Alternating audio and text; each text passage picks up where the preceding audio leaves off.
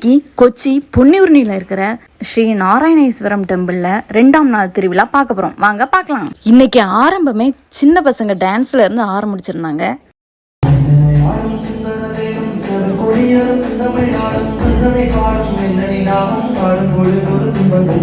அது நடந்துகிட்டு இருக்கும்போதே செண்டாமலை சவுண்டு, அப்புறம் வெடி சவுண்டு. செண்டாமலம் பார்த்தீங்கன்னா பயங்கரமாக அடிச்சிட்டு இருந்தாங்க. அது வேற லெவலாக இருந்துச்சுங்க.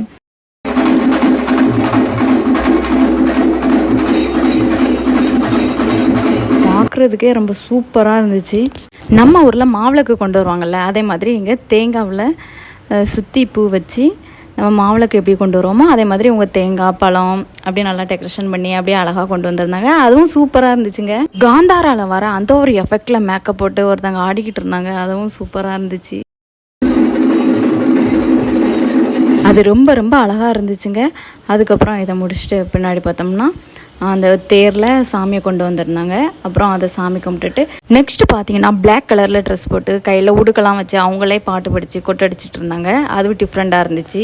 அப்புறம் நேற்று வடை டீ கொடுத்த மாதிரி இன்றைக்கி பாயாசம் ரொம்ப அருமையாக இருந்துச்சு. இந்த வருஷம் கடைலாம் கம்மியாக தாங்க இருந்துச்சு. போன வருஷம் நிறையா இருந்துச்சு கடைலாம்.